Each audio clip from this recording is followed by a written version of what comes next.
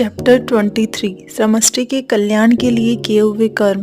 कुछ कर्म दुनिया की दृष्टि से पाप कर्म माने जाने पर भी वे जगत के समष्टि के कल्याण के लिए होने के कारण होने पर भी संचित कर्म में जमा नहीं होते।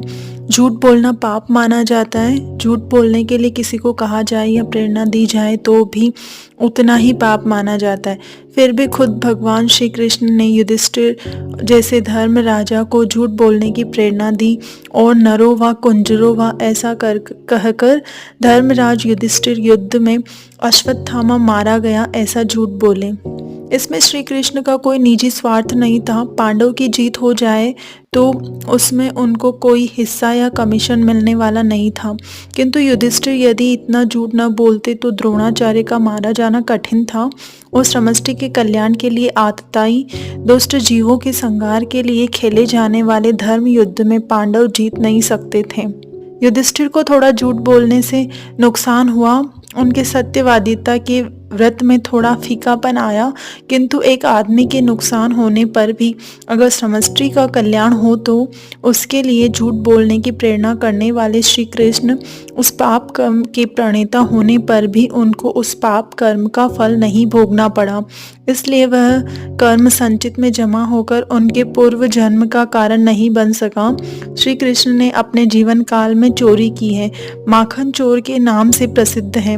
दिव्य मणि उन्होंने चुराया और झूठ भी अनेक बार बोले हैं, किंतु उनके तमाम कर्म समष्टि के कल्याण के लिए और जगत के उद्धार के लिए किए हुए थे। इसलिए तो भगवान ने गीता में कहा है, जन्म कर्म च में दिव्यम, मेरा जन्म और मेरा कर्म दिव्य है। मुझे मेरे निजी स्वार्थ के लिए कुछ भी प्राप्त नहीं करना है, क्योंकि मैं स्वयं पूर्ण काम हूँ। श्री कृष्ण कहते हैं, मेरा जन्म दिव्य है और कर्म भी दिव्य है। उसमें 3 कारण हैं। एक तो मैं दूसरे आदमी की तरह माता के घर में 9 मास तक मल मूत्र में उल्टे लटक कर फिर जन्म नहीं लेता, किंतु स्वयं प्रकट होता हूँ। दूसरा, अपने पूर्व जन्म के संचित कर्म भोगने के लिए मैं देह धारण नहीं करता, क्योंकि अपने पीछे मेरे कोई संचित कर्म शेष नहीं है। और तीसरा, मेरे जीवन काल में मैंने जो भी कर्म किए हैं वे लीला मात्र हैं और समष्टि के कल्याण के लिए हुए हैं। वे अपने निजी राग द्वेष से प्रेरणा पाकर मेरे निजी स्वार्थ के लिए कर्तापन के अभिमान से नहीं किए, इसलिए वे मेरे दूसरे जन्म का कारण नहीं बन सकते।